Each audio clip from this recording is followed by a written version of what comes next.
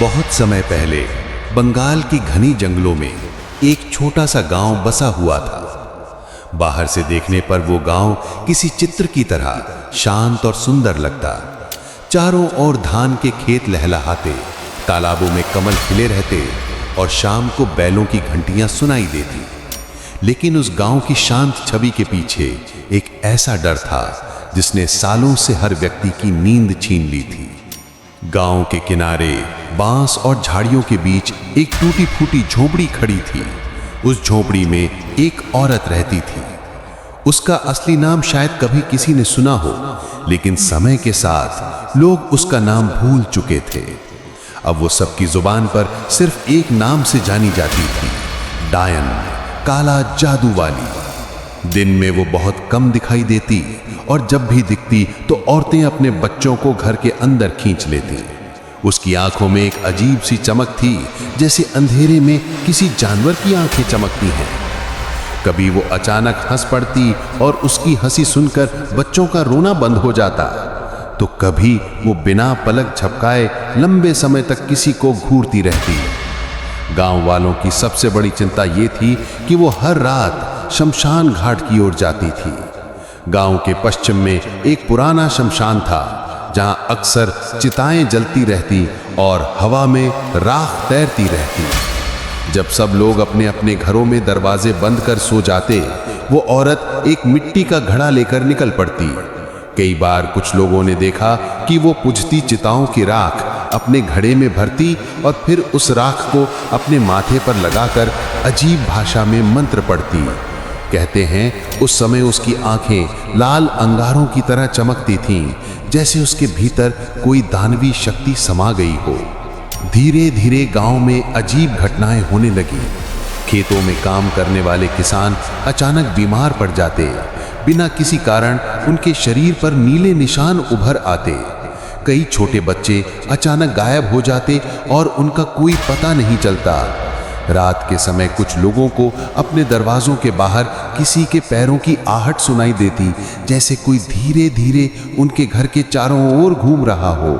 और कई बार तो लोगों को अपने कानों में किसी के रोने की, चीखने की या फुसफुसाने की आवाज सुनाई देती। धीरे धीरे ये अफवाह पूरे गांव में फैल गई कि इन सब घटनाओं के पीछे वही औरत है। एक बार गांव के मुखिया का छोटा बेटा अचानक बीमार पड़ गया। उसका शरीर तप रहा था, होंठ सूख कर काले पड़ गए थे और उसकी आंखों में एक अजीब डर था। वैद्य ने बहुत इलाज किया, लेकिन कोई असर नहीं हुआ। बच्चे की मां ने कहा कि रात में उसने अपने बेटे के कमरे के बाहर एक लंबा साया खड़ा देखा था और उसे लगता है कि वही औरत उसके बेटे की उम्र चुरा ले गई। अगली सुबह बच्चा मर गया। ये घटना गांव वालों के लिए आखिरी सहन शक्ति थी। अब हर कोई मान चुका था कि वो औरत काला जादू करती है और गांव को तबाह कर रही है। उसकी झोंपड़ी के पास जाने की किसी की हिम्मत नहीं होती थी। वहां अक्सर नींबू, टूटी हुई हड्डियां और खून से बने अजीब से चिन्ह पड़े रहते।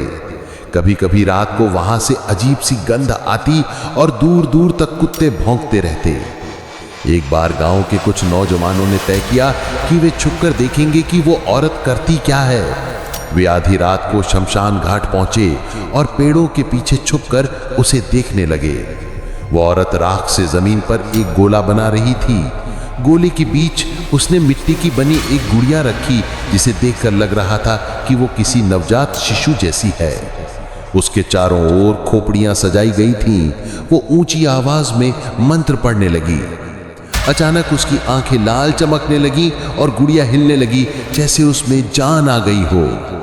ये दृश्य देखकर उन नौजवानों की रूह कांप गई। वे चिल्लाते हुए गांव भागे और अगले दिन उन्होंने सबको बताया कि औरत सचमुच काला जादू करती है।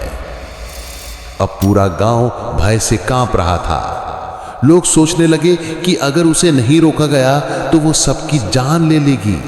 इसलिए गांव के बुजुर्गों और मुखिया ने फैसला किया कि वो सब मिलकर उसका सामना करेंगे। उस रात जब चांद बादलों के पीछे छुपा हुआ था और गांव सन्नाटे में डूबा हुआ था, लगभग 20 आदमी मशालें लेकर उसकी झोपड़ी की ओर बढ़े।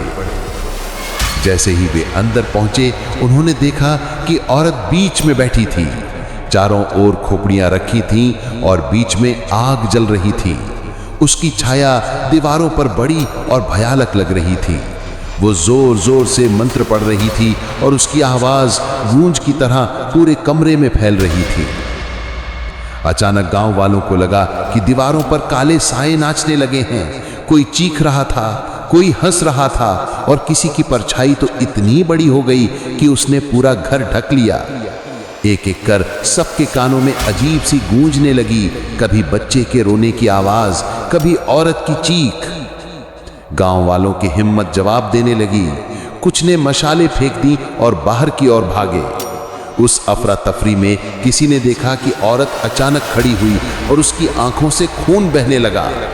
उसकी हंसी इतनी डरावनी थी कि चारों ओर की हवा कांप गई। उसी समय अचानक आग बुझ गई और पूरा घर अंधेरे में डूब गया। जब गांव वाले अगले दिन सुबह वहां पहुंचे तो झोंपड़ी खाली पड़ी थी।